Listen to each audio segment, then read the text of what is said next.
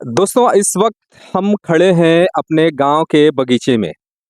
और आज बगीचे में खड़े हैं तो इसके पीछे कुछ खास बात भी है।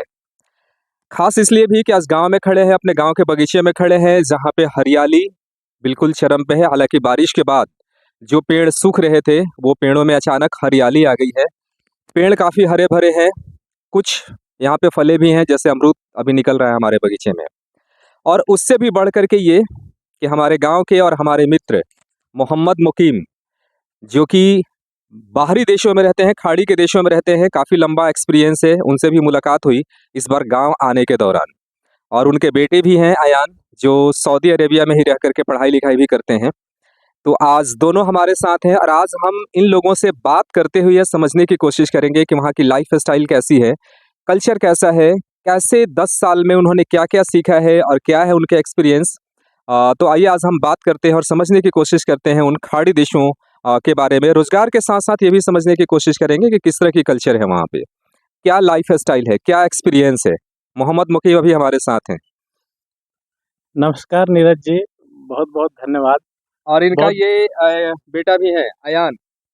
हेलो बोल दो एक बार। हेलो इधर देख करके बोल दो एक बार। हेलो हाथ ऐसे ऐसे करके बोल दो। हेलो।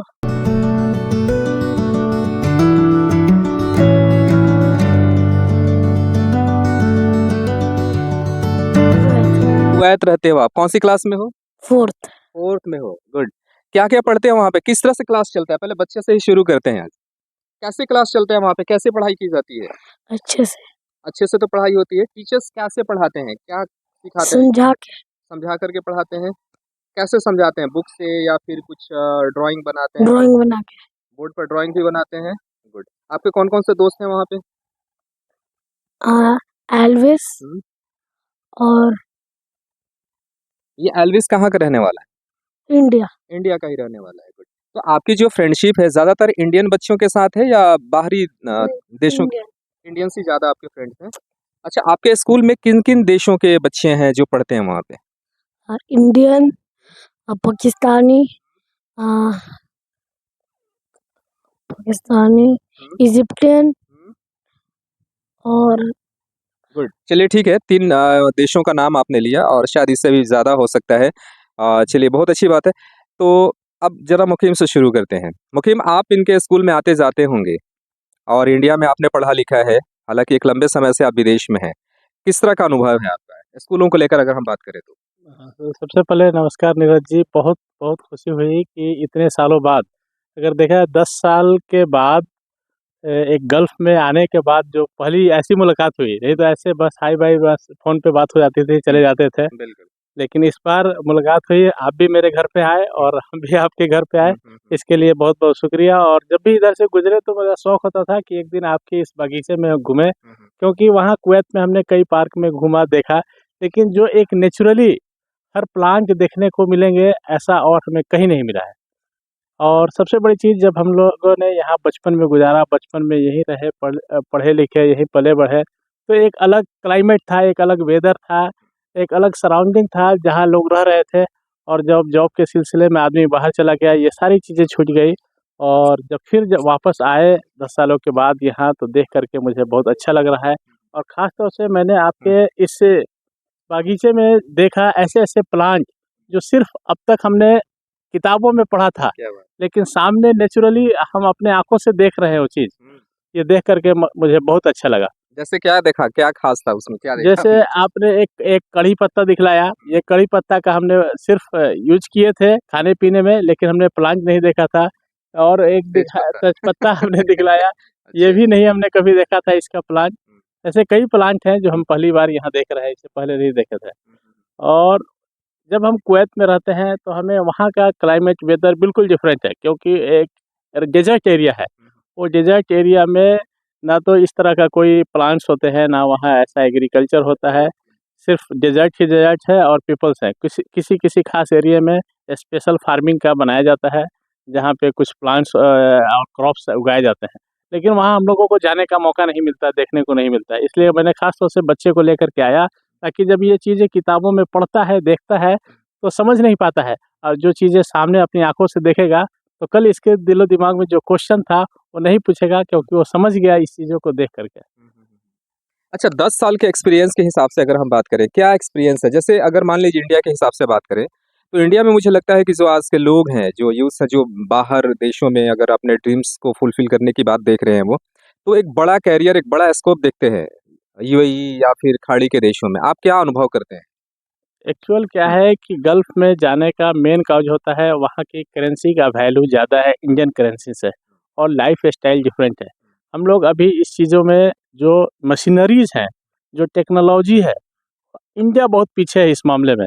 और इसमें सबसे बड़ा चीज़ गवर्नमेंट का होता है, गवर्नमेंट ने उतना कोशिश नहीं किया कि लोगों को ज़्यादा से ज़्यादा एजुकेटेड करें, ज़्यादा से ज़्यादा हर चीज़ मशीनरी प्लांट के साथ-साथ जो चीज़ें आज के डेट में अगर कुछ आइटम आप परचेज़ करते हैं बाहर जो मशीनरी से बनता है, फैक्ट्री से बनता है, वो सामान कॉस्टली है और जो यहाँ फार्मर के द्वारा एग्रीकल्चर होता है, वो चीज़ बहुत चीप मिलता है। तो इससे क्या होता है यहाँ के लोग ज़्यादा डेवलप नहीं कर पाए और डेवलप अगर करेंगे तो डेवलप करने के लिए सबसे बेस्ट चीज़ होता है स्कूल, हॉस्पिटल, रोड। ये चीज़ें जब होगा, लोग पढ़ेंगे, डेवलप करेंगे, फैक्ट्रियाँ बनेगी, तो हमारा भी देश उन्हीं के जैसा डेवलप हो जाएगा। हालाँकि हमारे देशों में इतने सारे चीज़ें मिलती है यहाँ कि हम किसी दूसरे देश पे डिपेंड भी नहीं रहेंगे। जितना भी गल्फ़ कंट्री डेवलप किया है, फिर भी वो लास्ट लास्ट तक किसी न किसी कंट्री पे डिपेंड है, क्योंकि जो भी क्रॉप्स जाते हैं, अदर कंट्री से ही जाते हैं। वहाँ उनका अपना क्रॉप्स का इतना साधन नहीं है कि खुद से एग्रीकल्चर करके वहाँ के लोग जी सकते हैं, खा सकते हैं। थोड़ा-सा तो एक्सपीरियंस शेयर कीजिए मुकीम कि वहाँ पे रहते हुए कुछ ऐसी चीज़ जो लगा कि यार ये तो इंडिया से टोटली डिफरेंट है। जैसे आप थोड़ी देर पहले एक बातचीत में बता रहे थे कि आप किसी अमीरज़ादे के घर गए थे। क्या हुआ था उस दिन? एक्चुअली मैं वहाँ कुवैत में as a inspector mechanical engineer inspection engineer के पोस्ट पे जॉब कर रहा हूँ semi government company gulf inspection international company में। हुँ, हुँ। तो उस काम के सिलसिले में मुझे कुवैत के कई फैक्ट्रियों में या कई ऐसे बड़े लोग हैं जिनके घरों में काम चलता है तो इंस्पेक्शन के लिए जाना पड़ता है। उसी दौरान मुझे कुवैत के एक बड़े ही जो अमीर हैं वहाँ के खराफी उनके घर जाने को मिला। जब मैं वहाँ गया तो वर्ल्ड की सबसे टॉप टॉप गाड़ियाँ जो होती है वहाँ पहले देखे उनके यहाँ पार्क था एक बहुत बड़े एरिया में बना हुआ था और वहाँ मैंने बहुत सारे ऐसे प्लांट देखे जो कुवैत में अब तक किसी के घर में वैसा कहीं प्लांट नहीं देखा था। वहाँ काम करने वाले लोगों से जब मैंने पूछा तो बताया कि ये सारे प्लांट जो हैं उनका शौक है कि अदर कंट्री में ये सारे प्लांट होते हैं, मेरे घर पे भी प्लांट हो, उसके लिए अदर अदर कंट्री से प्लांट प्लस सॉइल भी लेकर के लगाए हैं वहाँ पे ताकि क्योंकि वहाँ डेजर्ट है और सैंड में हर प्लांट पॉसिबल नहीं है ग्रो करना। तो इसलिए फिर वहाँ देखे और देखने के बाद मुझे बहुत अच्छा लगा कि पहली बार गल्फ़ कंट्री में ऐसे प्लांट देखने को मिल रहे हैं। यहाँ तक कि किसी-किसी जगह पे लोगों ने कोशिश किया कि नीम का प्लांट लगाएँ। नीम का प्लांट लगाते हैं, कोशिश करते हैं। यहाँ जैसे हम नीम का प्लांट देखते हैं ये लीफ ग्रीन होते हैं, लेकिन वहाँ लीफ येलो हो जाता है, अच्छा। क्योंकि नीचे सैंड है हुँ, हुँ। और सैंड में उनको प्रॉपरली जो न्यूट्रिशन होता है वो नहीं मिल पाता है जिसकी वजह से उनके पत्ते जो है येलो कलर के हो जाते हैं। हम लोग सोचते हैं ये तो ऐसा लग रहा है जैसे मरा हुआ नीम का प्लांट है। उसके अलावा जब हम गल्फ़ में देखते हैं और इंडिया में देखते हैं सबसे ज़्यादा डिफरेंस फ़ील होता है क्लीनिंग का। अगर देखा जाए तो इंडिया में जितना ज़्यादा कहीं भी आप जाइए, किसी रोड पे जाइए, कहीं भी किसी एरिया में जाइए, किसी ऑफ़िस में जाइए, वो साफ-सफाई नहीं दिखता है जितना गल्फ़ में दिखता है। क्योंकि वो लोग बचपन से इस चीज़ का आदी हैं कि हमें जो भी एरिया जहाँ रह रहे हैं वो साफ-सुथरा होना चाहिए और यही बिल्कुल डिफरेंट हमारे इंडिया में है। अगर किसी ऑफ़िस में जाएँ कि कहीं देखें काम करने के लिए, वो खुद अपने टेबल पे भी कचरा है, आस-पास में भी कचरा है, क्योंकि बचपन से उसने सीखा नहीं कि जिस जगह पे रहे वो साफ-सफाई होनी चाहिए।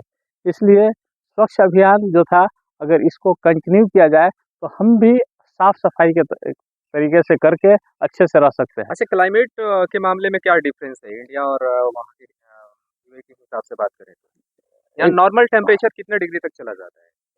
वहाँ सर्दी के मौसम में दिसंबर जनवरी में वहाँ सर्दी पड़ती है। उस टाइम में टेम्परेचर काफ़ी लो होता है, कहीं-कहीं कुवैत में माइनस में भी चला जाता है और गर्मी में काफ़ी गर्मी होती है। जैसे अभी वहाँ गर्मी पड़ रही है इसलिए स्कूल में बच्चों का अभी समर वेकेशन है।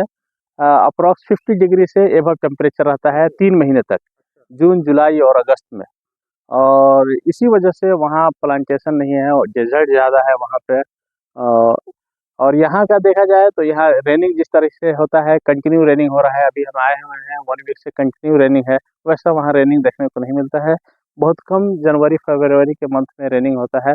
और वहाँ का क्लाइमेट काफ़ी हॉट है यहाँ के कंपेरिजन में, लेकिन ह्यूमिडिटी इंडिया में बहुत ज़्यादा है, इसलिए स्वेटिंग यहाँ बहुत ज़्यादा होता है, वहाँ स्वेटिंग कम होता है।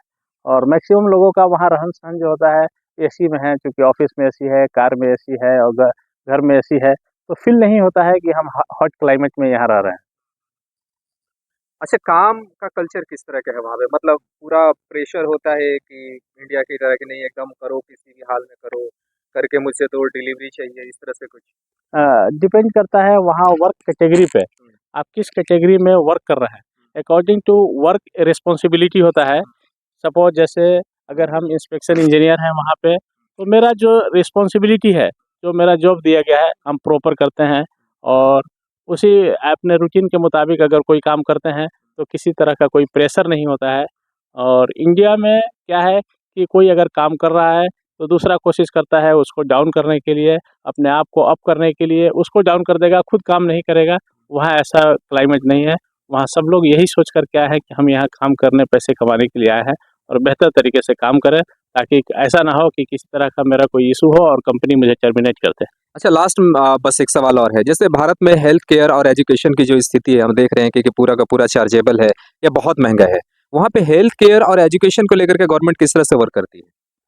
वहाँ एक्चुअली 2 तरह का है, एक तो वहाँ के जो नेशनलिटीज़ हैं कुवैती, उनके लिए अलग फैसिलिटीज़ है, और जो एक्सपेक्टेरिएट हैं, जो बाहर से लोग आए हुए हैं, क्योंकि कुवैत का टोटल पॉपुलेशन 40 लाख है, जिसमें 30 लाख एक्सपेक्टेरिएट हैं और 10 लाख नेशनलिटीज़ हैं वहाँ के। सिर्फ यानी कि 10 लाख वहाँ 10 के लाख स्थानीय लोग वहाँ हैं, के स्थानीय लोग हैं, 30 लाख लोग 30 बाहर से हैं। बाहर से हैं। ओह! अच्छा। तो इसलिए पहले फैसिलिटीज ऑल ओवर सेम था, लेकिन बाद में उनका बजट डाउन होता चला गया। इसके लिए उन्होंने अभी स्कीम चेंज करके कुवैती जो है, जो उनकी नेशनलिटीज़ है उनके लिए हर चीज़ वहाँ फ्री है, लेकिन बाहर के लोगों के लिए कॉस्टली है।